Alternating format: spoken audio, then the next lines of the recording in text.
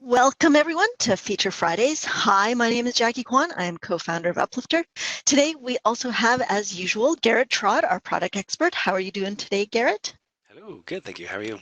I'm doing well. You know what today is? It's Feature Friday. It is Feature Friday, but it is actually the first full entire day of spring. So Oh, lovely. I got to yeah, send out my spring cleaning email then. All right. to remind yourself to do spring Yes. cleaning, is that what that Just to remind other people. Yes. is? Thank you, everybody, for joining us. I know that has been a crazy week, and we're here to help those clubs out that are using Uplifter, and just to get some, speaking of spring cleaning, a little bit of spring cleaning tidying that you might need to do with your club organization. We're going to go through a few of the features that are available on reports. I'm going to let Garrett go through that, and then afterwards, we're going to see if we can discuss a little bit about some of the things up and coming to help you clubs working through the COVID-19 crisis that is going on right now. So without further ado, Garrett, why don't you take it away and tell us a little bit about reports? I certainly will. Yes, thank you everyone for joining us. Today we're going to be looking at reports, which I'm just logged in as just a regular admin here, and these are going to be available for me through the reports option here. They're not under any sort of subtag, just the lovely reports option there. So when we land on this page, we have a myriad of reports. It may also be important to note that many of these reports are actually tier-based, so if you are interested in some of these reports but don't yet have access to them, give us a shout and we can certainly talk a little bit about that. But with that said, we have this nice list of reports, and as you can see, there are a ton of them. There's over 30 reports here. There's different perspectives on the various pieces of data that you have on your site. So sometimes it could be a little confusing. What's the best report for my use? Well, for that, I would recommend navigating to our reports article. And for any page in Uplifter where you see this little book icon here, you can click on that, and that'll take you right directly to the most pertinent article here. In this case, it's going to be the reports article, and the first thing that we see as we scroll down is the which report should I use section here. So we could talk a little bit about, if you're looking for financial data or registration data, member data, etc. And you can see what type of reports are going, or sorry, what the best reports are for the different types of information. So if you want revenue or owing balances, if you want to look at, product purchases, volunteering positions, stuff like that. So if you're not certain which report is the best, then absolutely pop over to here and find that out. If you are still uncertain, of course, you're always more than welcome to reach out to us. We can definitely help you out with the right report. With that said, let's take a look at some of the features and functions of reports that you may or may not be aware of. There's actually been quite a few little advancements that, little conveniences as well, that have we've introduced, to the reports that make these very, very nice to work with now. So let's say for sake of argument, we want to work with, say, the ledger report. Now, the ledger report, or really any report, is going to present you with a series of filters. And so as from the top down here, you can see there's filters like dates and invoice number. You might have member name or account number and stuff like that, ledger account here.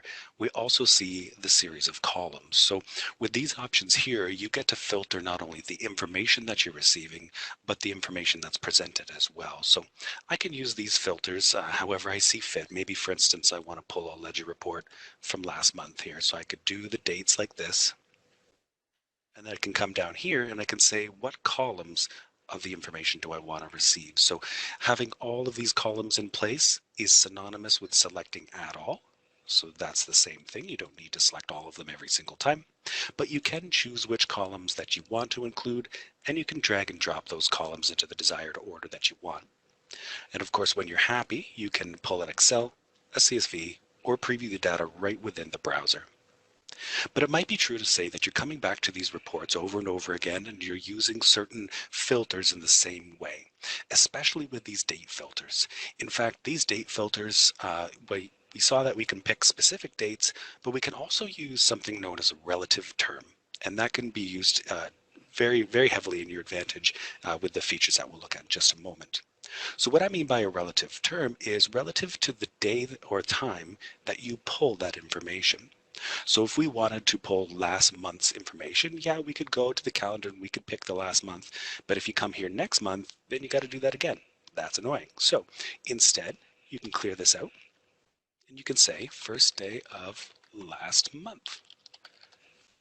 And when you do that, it's going to be relative to the date that you're pulling or looking at this information. So for me, that's February 1st, because that was the first day of last month. Similarly, I can do the last day of last month.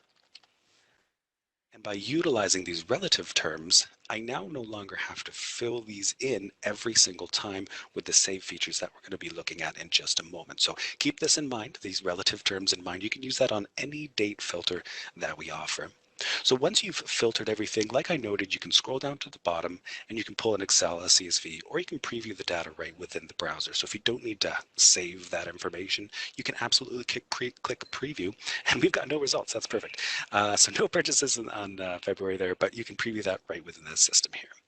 Now, if this is something that you're using regularly, you can also use the save option. And when we click this option, we're going to be presented with a pop-up that has quite a bit of different options that you can utilize to your advantage. First and foremost, let's take a look at these default report options. When we click either one of these report options, these default report options, we'll see that our sharing options go away. So we'll talk about the sharing options in just a second. So when we click these options here, we can either save this report as a global default or my personal default. And that's really dependent on who's going to be using that report. If you're the only one pulling those reports, you may as well save it as a global, but you can also just save it as your own personal. And what this means for you is every time that you enter this report, how you've just filtered it will be the standard every time you go to this page. You can, of course, apply additional filters or remove filters as you'd like, and let's actually take a look at that. I'm going to save this. Oh, need a report. Report. You probably want a bit more of a succinct name than that, but for our purposes today, that works perfect. Okay, so we have no results, but what happens is we see these filters we've applied here, and we see that we've only got some of the columns. And now what this means, since we've saved a default version of this report, is when we go back into the ledger report, it's going to be automatically filtered in this manner. And again, these are relative terms. So if I come back to this report next month, this is going to be for March instead, so on and so forth. So these relative terms can save you a lot of time over time because they stop you from having to filter every single time. Additionally, actually my apologies, if you do want to remove the default report filters that you've applied, you can absolutely do so. It's just along the top here. So click here to remove all the filters. Now that will remove them for the time being, but if you leave this page and come back, those filters will be back. So if you want to actually completely clear them out for your default report, all you want to do is clear those filters, scroll down to the bottom, and save your default report again, and that will sort of override and save that for you. So now that we have these filters in place, and I'm just going to go back into our ledger and have those filters aligned here for us, we now also have the option to save and share. Now we can select the save option again, and rather than checking off one of these boxes, we can now instead choose to share this report. We can share in a couple of different ways. We can share view-only access, which means users can access this report and the data from the report, but they won't be able to manipulate that data or the results that they're seeing, which means that if you filter this to be last month's information or just on a particular member or participant, the user who has view-only access can see the data, see the results, but they can't change the filters that you've applied. So you can utilize the Only Me option. All administrators who have permissions to see this report anyways, which, if they already have access, they can already filter this report, it just saves them time from having to create it themselves. Or you can also specify certain members, which is really cool. You can actually send access to members who otherwise don't have access to these reports. So if you do have an outside member, maybe you have an accountant coming in or something like that, or knock on wood, you're not getting audited, but just in case you need to give them access to reports, you can do that, and you don't need to give them access to the whole system. You can give them access to the reports. Similarly, you can also do the same for view and edit access. So this will override your view only access should you happen to include the same person that you did up here. But essentially what this will do is allow people to not only view the information from the report you've generated, but they can also manipulate the filters that you've applied. So they'll be able to sort of make some changes there. And last but not least, you can also mark to send an email out with the reports URL to all the members that you're sharing with, and that way they can maybe bookmark that or save that somewhere else and quickly access that through that URL. When you're happy with what you've done, similarly to the default report option there, be sure to click Save, and that will finalize everything for you. Now that was a speed run. Jackie, any questions or anything you want to add? I want you to talk faster. That was a great job. Thank you, Garrett. One thing that I did want to actually mention about the default reports, which is very important for it, we have a few special reports that are actually used throughout the system in different places. So, for example, your class list report or your attendance printout reports. A couple of those reports actually appear either in your program manager or on your dashboard. So actually, Garrett's going to show us here. If you go actually to your dashboard, and I don't know, do you have? Oh, good, you have some events here. So if you look at under your events, today's events, there's a couple of quick links to the attendance printout. And when you click that, it actually pulls the attendance report from the reports page under the. There's only one person registered in any of these. So it actually pulls the attendance report. What you can do to sort of speed things up when you're using these reports, I don't know if you're, oh, excellent. So this is the standard attendance printout report that you can actually pull in, and that's just right off your dashboard. But let's say on a regular basis, when you pull this, you don't want some of this information or you don't want to show all the dates.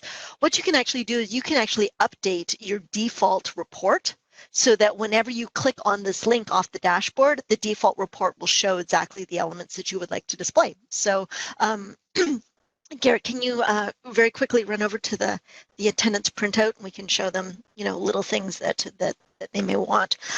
You want me to do things? Yeah, I do want you to do things. I know. I'm sorry.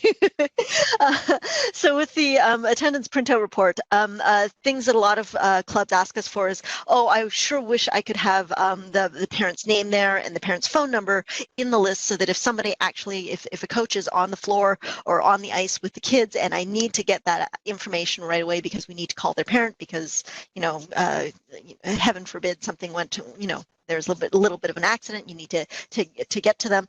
You can add that information directly into the report so that every time you click on that default report from the dashboard, it will always display that and appear there. So, are you doing it for me? Yeah, I'm also demonstrating how terrible I am at typing too, because I can't type attendance. Do you want me to take that tape off your fingers? I know I taped your first two fingers together today. And I can't believe it took you all day to notice that the tape's there. Like, did I break them? What happened? So I'm going to look at this report now. So there we go. Contact name, contact phone number. So I've added that in.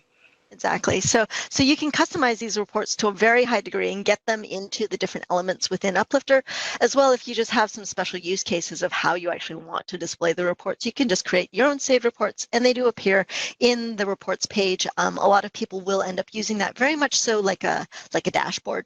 Because there are lots of different ways that you can slice and dice your data in Uplifter. Anything else that you wanted to share with us about reports, Garrett?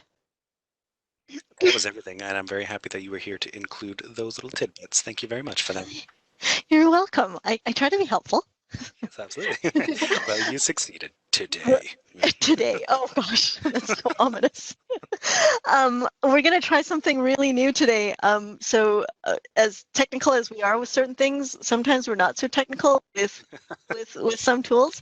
And we're going to try and switch the streams. It's different than crossing the streams. Yes, we're not really crossing. We're just trying to stream it. So because what I would like to do is show a few things off of my screen. So let's see if this happens. This works. Let's see. Okay. Let's see if all on your hands. Is it?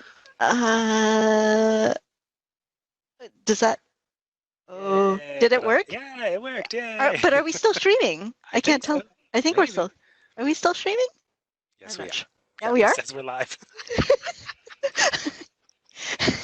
Okay, so look, there's my screen. I can see it. I like the little kid who sees himself on the camera. Oh my gosh, it's me. I'm waving to mom. Hi.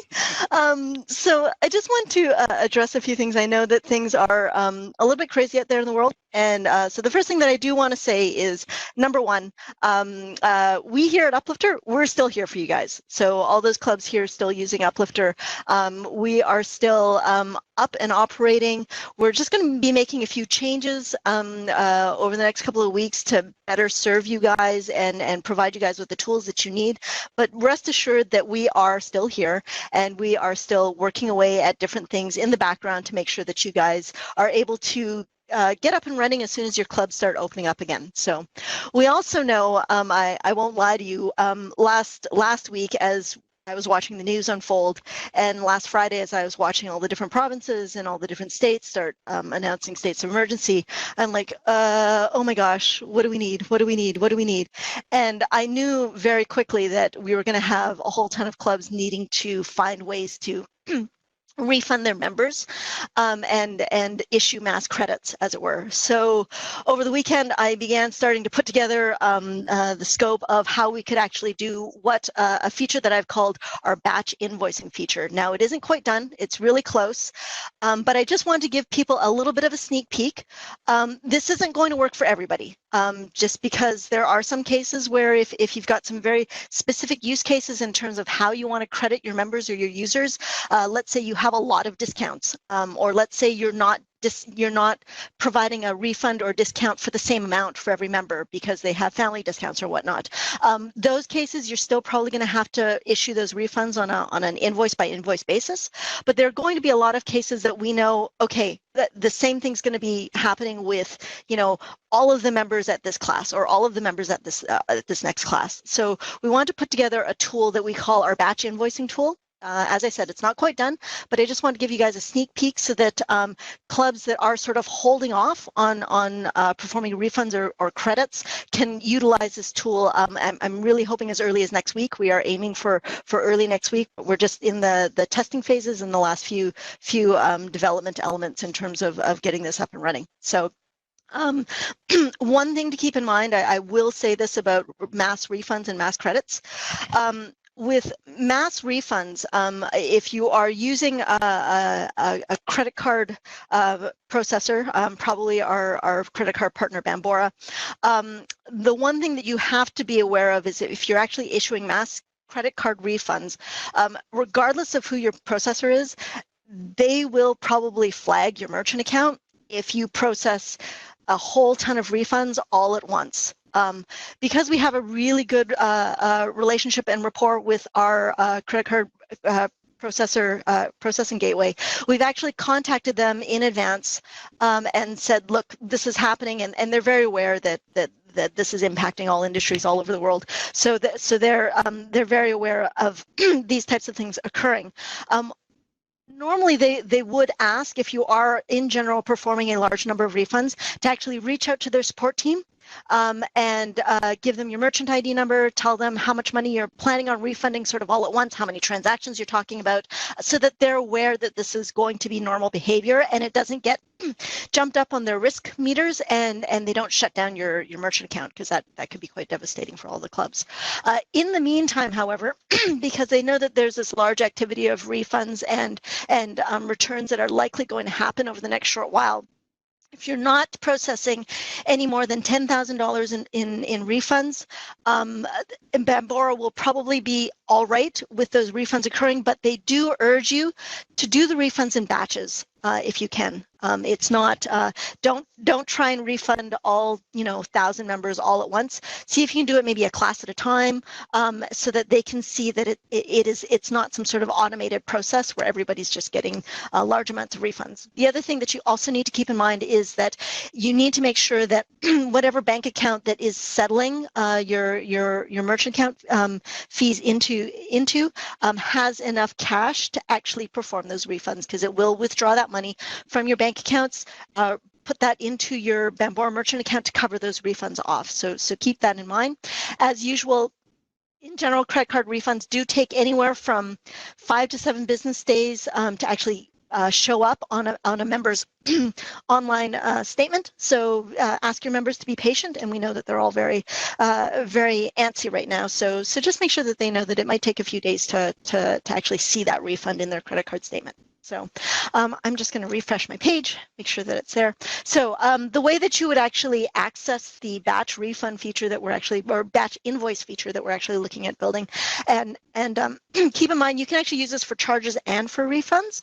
So you'll actually go to, when you're logged in as an administrator, you'll go to accounting, invoices. And what you're going to do is you're going to filter your invoices like you would normally use this page. I would suggest filtering this down. If you can do it class by class, that's probably one of your best options. But what you'll want to do before you start is get an idea of how much am I refunding everybody. So in the case of maybe a competition registration, it's pretty straightforward. For every item in that competition registration, you're probably charging a flat amount, so you're going to refund that same amount.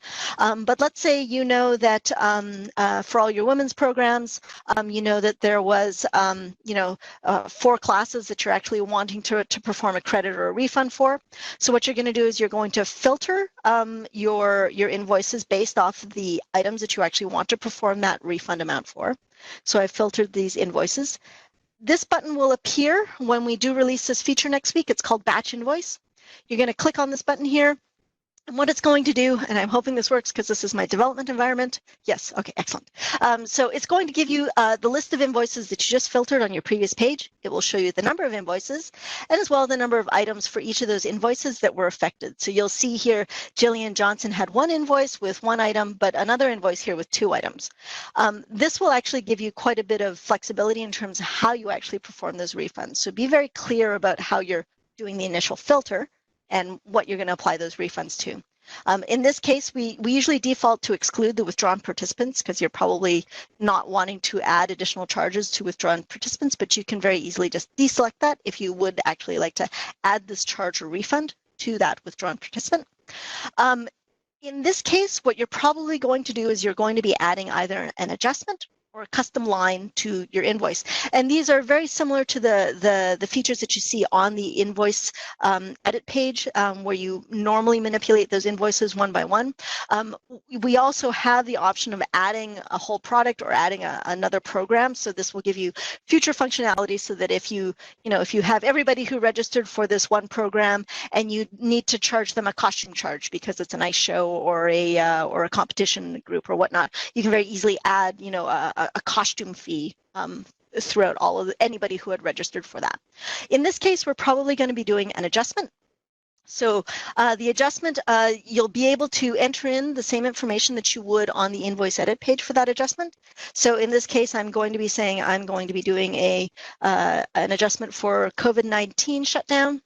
And you can determine whether or not you want to for adjustments, you'll be required to select invoice item, but with some of these other options, you might have some other options here, like you might want to charge 1 per participant. So for example, in the case of that product, you only want to charge 1 costume charge per participant. So it wouldn't charge it for each time it finds that individual in this group, but each time it in that case, it would only charge it once each time it finds that individual in this filtered items group. So in this case, we're going to be returning, let's say it's going to be $45 that we're going to be refunding for every single member that has registered. You'll click accept. And then what you'll be able to do from here is select the method of payment that you're actually going to be performing that refund on. So, and you can also add a few notes. You can add a generic note to the invoice. Oops, I just went back. Sorry about that. So you can add a generic note to the invoice that will add to the invoice. You can also add notes to the actual invoice transactions as well. From there, it will display a list of all of the invoices that were affected by that and provide you with action items in terms of how to proceed.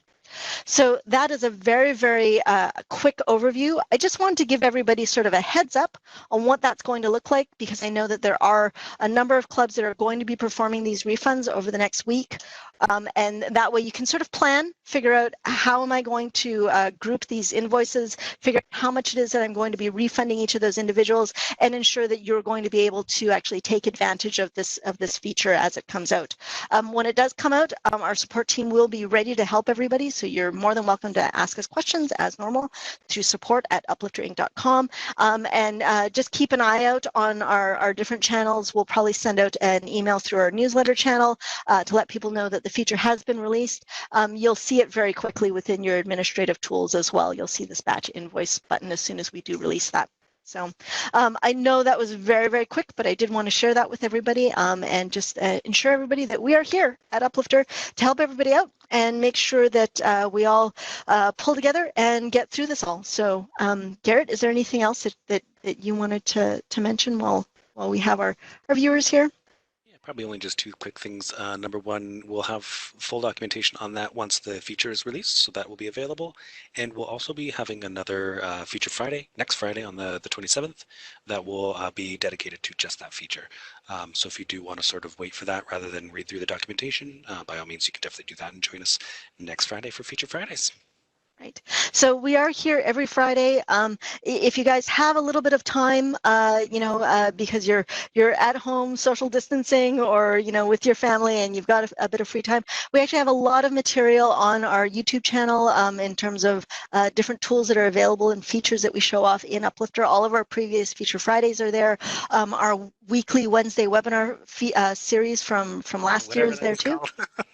Weekly Wednesday webinars. Yeah, so all of those are there. So if you're wanting to do a little bit of catch up and figure out how to maybe best utilize your Uplifter site, please feel free to connect with us there.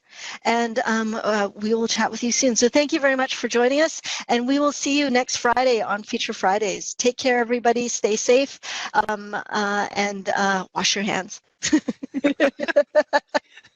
Thank you, everyone. Take care. Take care.